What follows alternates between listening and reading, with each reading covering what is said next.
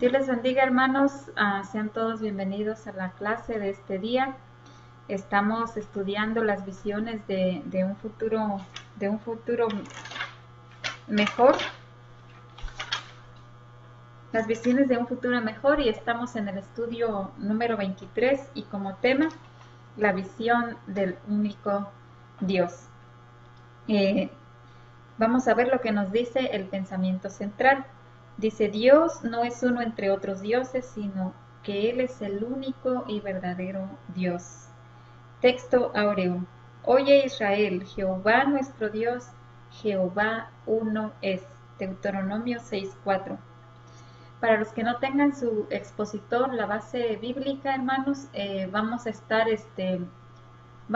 basados en el libro de Isaías, el capítulo 43, 11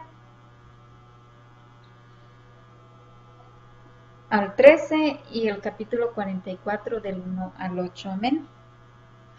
Vamos a ver lo que nos dicen los objetivos. Número 1, conocer la naturaleza del Dios único y cómo se reveló a su pueblo Israel. Número 2, que podamos descubrir los fundamentos del reclamo de Dios como ser único. Y número 3, afirmar su fe en la revelación del único Dios verdadero. Vamos a hacer una oración, hermanos, antes de empezar. Padre maravilloso, estamos delante de tu presencia dándote gracias, Señor. Gracias por todo lo bueno y maravilloso que tú eres, Señor. Gracias porque tú eres un Dios real, Señor, un Dios que se hace presente en medio de nuestras vidas, Señor. Mira, en esta clase de hoy, Padre, yo oro por cada uno de mis hermanos que están, Señor, del otro lado de la pantalla, Señor. Que tu Espíritu Santo sea ministrando, Señor, nuestras vidas. Que seas tú, Señor, ayudándonos a guardar esta palabra y aplicarla en nuestro diario vivir, Señor. Que podamos entender lo que tú tienes en este día para nosotros, Señor, porque tu palabra es verdad, tu palabra es vida. Tu palabra, Señor, trae esperanza a nuestras vidas, Señor. Bendice a cada uno de mis hermanos, Señor, en el nombre de Jesús oramos. Amén.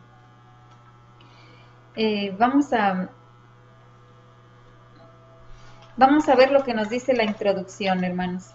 Nos dice que el contenido que Isaías traía en este mensaje está marcado por el énfasis que él hace en la grandeza del Dios que había sido revelado a Israel, ¿verdad? Un Dios único, un Dios verdadero, un Dios que se manifiesta en tiempos de crisis, cuya presencia dice que lo llena todo, dice.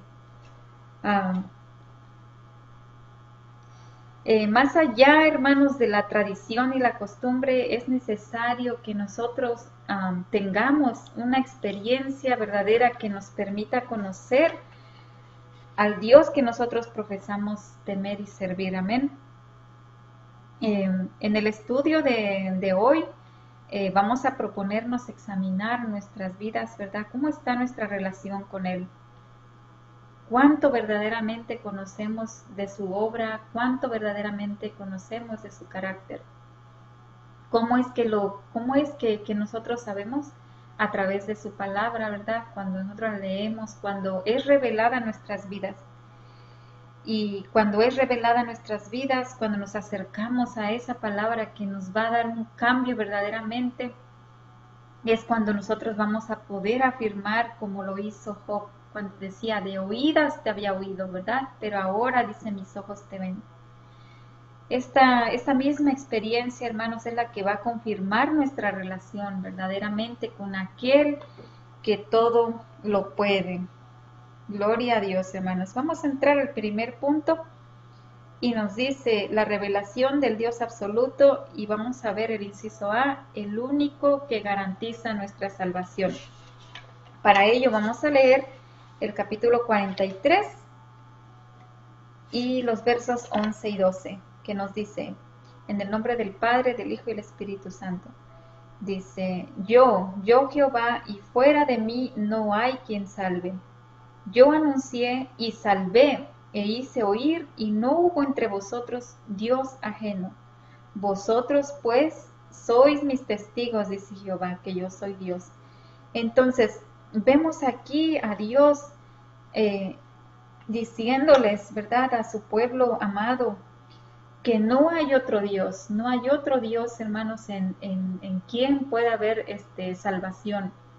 Nosotros sabemos que en la cristiandad ahora nosotros es donde hay salvación. ¿Por qué? Porque Dios proveyó a su Hijo, Dios envió a su Hijo al mundo y fue a través de ese sacrificio que Él hizo en la cruz del Calvario por amor a nosotros, que ahora Él es el puente, ¿verdad?, en el que nosotros podemos ser restaurada nuestra relación con Dios. Entonces, nuestra salvación viene por ese sacrificio que Jesús hizo por amor a nosotros. Dios les estaba recordando en aquel tiempo a Israel, ¿verdad?, que Él era el único Dios que salvaba. ¿Por qué? Porque vemos aquí al pueblo de Israel que estaban siendo asediados por el politeísmo de las naciones paganas a su alrededor. ¿Por qué? Porque ellos estaban inclinándose a otros dioses falsos, ¿verdad?, que habían sido formados por manos de hombre. Entonces, vemos aquí que el salmista también expresó, dice, ¿quién en los cielos se igualará a Jehová? ¿Quién será semejante a Jehová? Dice, entre los hijos de los potentados. Dice, Dios temible en la gran congregación de los santos y formidable sobre todos cuantos están alrededor de él. Salmos 89, 6, 7. Así que, hermanos, no hay nadie semejante a Jehová. No hay nadie, hermanos. Únicamente Él es el Dios único y verdadero, un Dios real. Porque vimos que Dios hizo oír su voz a través de los profetas, ¿verdad?, cuando les proclamaba el propósito redentor que tenía con ellos. También cuando les recordó a Israel la obra que Él hizo con ellos, cuando los sacó de Egipto, cuando los condujo hacia la tierra prometida, ¿verdad? Todas las obras grandes que hizo en medio de ellos, cómo los sacó con mano poderosa, cómo aún todas estas obras que Él hizo en medio de ellos, dice que causaron miedo, ¿verdad? Causaron temor, espanto entre las naciones paganas, entre los que no conocían a este Dios. Entonces, Dios les estaba amonestando ahora a Israel para recordarles que ellos tienen un solo Dios, ¿verdad? Un Dios soberano, dice, que no admite la presencia de otros dioses con él. Y él le quería recordar a ellos que ellos habían sido testigos de su grandeza y poder, ¿verdad? Y Dios los había llamado con este fin. ¿Para qué? Para que dieran a conocer este Dios que ellos habían conocido, este Dios que había estado en medio de ellos, para que ellos dieran a conocer este Dios a los que estaban por ignorancia, dice, postrándose ante otros dioses, ante otras cosas que no eran Dios. Así como hoy en día, hermanos, se está librando una batalla para probar la existencia de un solo Dios, ¿verdad? Hay muchas cosas que ocupan el lugar que Dios debería estar ocupando en nuestras vidas. Y Dios amonesta a Israel usando Deuteronomio 8 del 11 al 14, cuando le dice, cuídate, dice, de no olvidarte de Jehová tu Dios. ¿Para qué? Dice, para cumplir sus mandamientos, sus decretos, sus estatutos que yo te ordeno hoy. Dice, no suceda que comas, que te sacies y edifiques buenas casas en que habites y tus vacas y tus ovejas se multipliquen y todo lo que tuvieres se aumente y se enorgullezca tu corazón y te olvides de Jehová tu Dios que te sacó de casa de servidumbre. Así que algo semejante a esto, hermanos, lo que estaban viviendo el pueblo de Israel, algo semejante está pasando hoy en día en nuestra sociedad. ¿Por qué? Porque el posmodernismo se está caracterizado por su tendencia secular que está haciendo, que está dejando fuera de lugar a Dios, ¿verdad? Por eso nosotros recordemos estas palabras del primer versículo cuando dice, yo Jehová, y fuera de mí no hay quien salve. Él es el único Dios que puede salvar. No hay nadie, hermano, no hay otro dioses. No hay nada fuera de Dios que pueda traernos salvación. Vamos a ver el punto B, dice, la preexistencia del Todopoderoso, 43:13. Dice, aún antes que hubiera día, dice, yo era, y no hay quien de mi mano libre. Lo que hago yo, ¿quién lo estorbará? El Señor les estaba diciendo que Él no tiene principio, que Él no tiene fin, que Él ha existido, hermanos, y existirá, dice, desde la eternidad hasta la eternidad. Amén. Cuando les dice que Él es el Dios único, Él es un Dios incomparable, un Dios cuyas obras, dice, no pueden ser estorbadas. Aún dice que el firmamento mismo es evidencia de la maravilla de su entendimiento y su sabiduría. Así que Él no es una figura que ha sido prefabricada por humanos, no. Este Dios, hermanos, es un Dios que existió antes de la fundación del mundo. ¿Por qué? Porque todas las cosas fueron creadas por Él, amén. Él es el quien le da vida a todas las cosas. Entonces, volviendo al texto que estamos estudiando en Isaías 43:13, no solamente nos dice sobre la preexistencia de Dios, sino que también Dios es un Dios omnisciente, un Dios omnipotente, amén. Dice que no hay cosa creada que no sea manifiesta en su presencia. ¿Por qué? Antes bien, todas estas cosas dice que están desnudas, abiertas a los ojos de aquel a quien tenemos que dar cuenta. Hebreos 4:13, o sea que no hay nada, hermanos. No hay nada que no esté delante de la presencia de Dios, porque Él está en todo lugar. Él ha estado presente en la historia. Es un Dios que ha existido desde antes y existirá por siempre. Amén. No podemos engañarlo. No podemos escapar de la justicia de este Dios. Un Dios bueno, un Dios soberano, que dice que Él es capaz de perdonarnos el pecado más grande cuando verdaderamente hay un arrepentimiento genuino, cuando reconocemos, ¿verdad?, que estamos mal, pero dice que también dice que Él es capaz de castigar el pecado más pequeño cuando reina la soberbia. ¿Qué quiere decir esto? Cuando nosotros no reconocemos que estamos mal, cuando vamos a ser juzgados, vamos a ser castigados, porque aún expresó, dice, mía es la venganza, dice, yo daré el pago, dijo el Señor, y otra vez el Señor juzgará a su pueblo. Así que horrenda cosa, hermanos, es caer en manos de un Dios vivo. Así que tenemos un Dios justo, hermanos, que Él vengará la causa de sus hijos. Va a castigar, dice, a los malos conforme a su pecado. Y esto solamente lo puede hacer, hermanos, aquel que ha existido desde siempre. Amén. Vamos a ver lo que nos dice el punto número 2. Los fundamentos del reclamo de Dios. Isaías 44 el inciso A, el reclamo de Dios como creador. Vamos a ver lo que nos dice el 1 y el 2 del verso 44. Ahora pues, oye Jacob, siervo mío, y tú Israel a quien yo escogí. Así dice Jehová, hacedor tuyo, el que te formó desde el vientre, el cual te ayudará. No temas, siervo mío Jacob, y tú Jesurún a quien yo escogí. Entonces Dios les estaba diciendo que Él no solamente era el arquitecto, sino que Él es el creador de todas las cosas. Él es el que le ha dado forma a todas las cosas que vemos, incluyendo a nosotros mismos, ¿verdad? Él fue el que formó al hombre.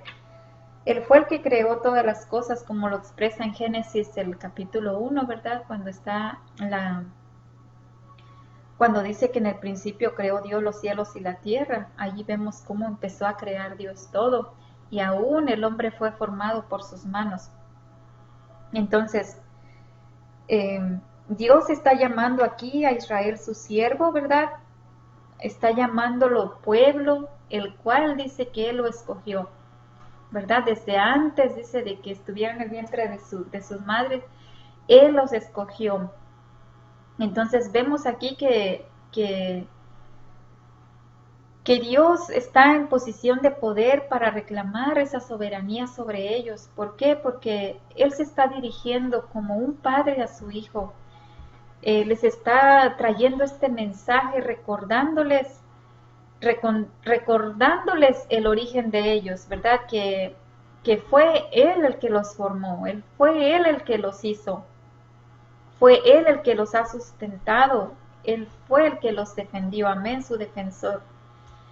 Y es dentro de esta paternidad en que Isaías está registrando la queja de parte de Dios contra ellos. ¿Por qué? Por su infidelidad, por la impiedad en la que estaban viviendo. Cuando les expresó en Isaías 1, 2, 3, cuando dice, oíd cielos y escucha tu tierra, porque habla Jehová, crié hijos, los engrandecí, y ellos se rebelaron contra mí. Dice, el buey conoce a su dueño y el asno el pesebre de su señor, pero Israel no entiende, dice, mi pueblo no tiene conocimiento. Y a este reclamo de Dios también se unió Malaquías cuando expresó, el hijo honra al padre y el siervo a su señor. Si pues soy yo el padre, ¿dónde está mi honra? Y si yo soy el Señor, ¿dónde está mi temor? Dice Jehová de los ejércitos. Entonces vemos aquí el Señor, su reclamo que le está haciendo al pueblo, ¿verdad? Porque Él es el que los había formado, Él los había hecho para un propósito maravilloso, Él les había mostrado su amor, pero ahora Dios se sentía olvidado, ¿verdad? Dios se sentía que, no honrado, hermanos, Dios se sentía que dolido, porque dice que no entendía a su pueblo. De igual manera nosotros hoy en día como creyentes no podemos reclamar las bendiciones del Padre Celestial y ignorar su palabra. Entonces, vamos a ver lo que nos dice el punto B, dice el reclamo divino por sus obras milagrosas. 44, 3, 4. Dice, porque yo derramaré agua sobre el sequedal y ríos sobre la tierra árida. Mi espíritu derramaré sobre tu generación y mi bendición sobre tus renuevos. Y brotarán entre la hierba como sauces junto a las riberas de las aguas. Mire qué hermoso aquí el Señor, diciéndoles, recordándoles, ¿verdad? A su pueblo, dice, yo derramaré agua sobre el sequedal, ríos sobre la tierra árida, una promesa de su presencia misma, su constante presencia que iba a estar ahí con ellos, usando, ¿verdad?, el agua como el elemento esencial, el elemento primario en la vida humana. Sabemos que el agua aquí es el símbolo de su presencia, del Espíritu Santo. Entonces, Dios les promete esa agua viva, esa presencia de su Espíritu Santo, sustentarlos, dice, en medio del desierto. Entonces, vimos aquí cómo fue el cuidado de Dios por su pueblo al sustentarlos, vea, cuando iban en ese camino a la tierra prometida, cómo les ofreció, les dio agua, los cuidó del calor. Aún su calzado nunca se desgastó. Entonces, Dios ahora les estaba reclamando porque les decía, desde el día en que creó Dios al hombre sobre la tierra, si desde un extremo del cielo al otro, se ha hecho cosa semejante, dice esta gran cosa, o se haya oído otra cosa como ella, en Deuteronomio 4:32.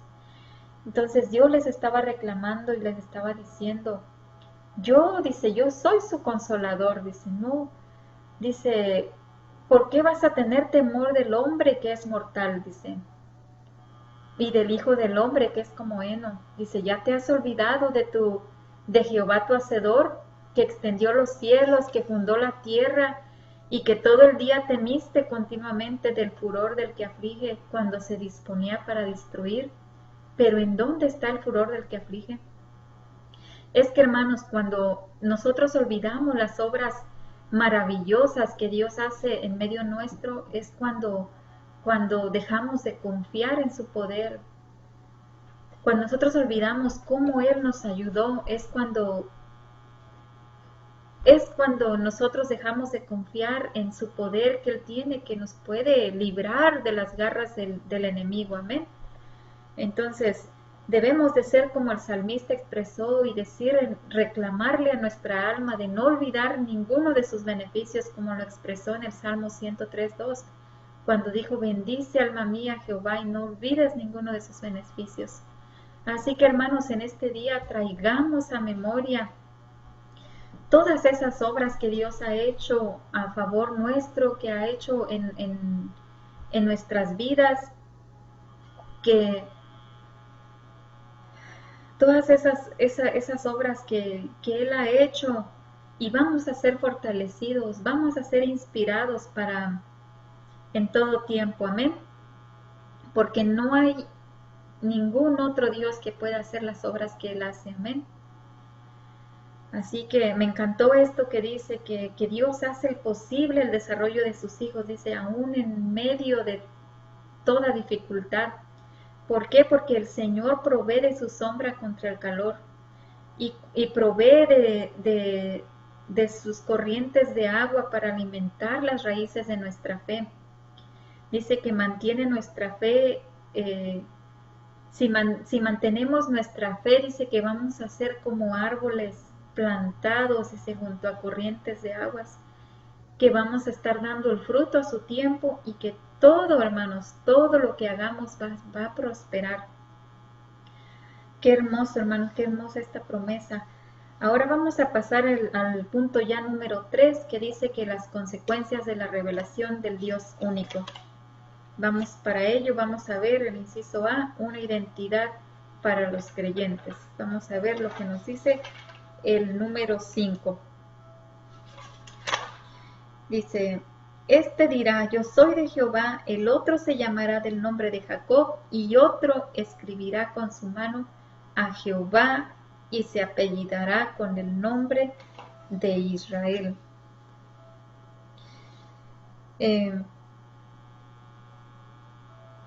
Aquí vemos que se hace evidente la afirmación de cuando expresó Salomón en Proverbios 16:7, cuando dijo que cuando los caminos del hombre son agradables a Jehová, aun a sus enemigos, hace estar en paz con él. Es necesario, hermanos, que nosotros recibamos a Cristo para poder tener esta nueva identidad de este Dios verdadero. Es necesario que seamos, que nazcamos de nuevo, que seamos engendrados por el Espíritu. ¿Para qué? Para que podamos ser hijos de Dios. Esta nueva identidad, hermanos, es mucho más que una simple afiliación, ¿verdad? Es más que un fervor momentáneo. No. Se trata de que vivamos nuestra vida de una manera diferente, de tal forma que vamos a ser desconocidos para el resto del mundo, como lo expresa primera de Juan 3:1, cuando dice, mirad, dice, con cuál amor nos ha dado el Padre, para que seamos llamados hijos de Dios. Dice, por eso, dice, el mundo no nos conoce porque no le conoció a Él. Así que el mundo va a conocer a Dios por la manera como nosotros nos comportamos, por la manera como nosotros mostramos nuestro fruto, no solamente allá afuera, sino en nuestra casa, hermanos, en todo lugar. Y así que hace falta que más que traer un símbolo, ¿verdad? Un pececito en los carros, o más que traer un crucifijo de que muestre que somos cristianos, o más que decir que somos cristianos, nuestros hechos, nuestra relación con Dios es lo que va, es lo que va a mostrar que somos verdaderamente hijos de Dios. Nos hace falta tener el sello del Espíritu Santo y que vivamos una vida acorde, ¿verdad? En santidad, para que el mundo vea esa diferencia y también quieran venir y conocer de ese Dios que nosotros estamos viviendo, que estamos conociendo, amén, que nosotros estamos sirviendo, amén. Vamos a ver el punto B, dice, la plenitud de la revelación divina, 6:7. Así dice Jehová, Rey de Israel y su Redentor, Jehová de los ejércitos, yo soy el primero y yo soy el postrero, y fuera de mí no hay Dios. ¿Y quién proclamará lo venidero y lo declarará y lo pondrá en orden delante de mí? Como hago yo desde que establecí el pueblo antiguo, anúnciales lo que viene y lo que está por venir. Dios les estaba recordando una vez más de que Él es el primero, Él es el postrero, Él es el alfa, el omega, ¿verdad? El Señor es el que lo llena todo y es el que llena en todos. El único que no tiene principio y fin, amén.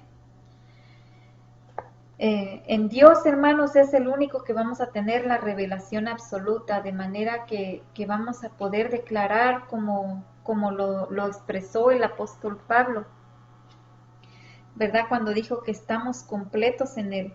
¿Para qué? Para que seamos totalmente capaces y cabales sin que nos falte cosa alguna.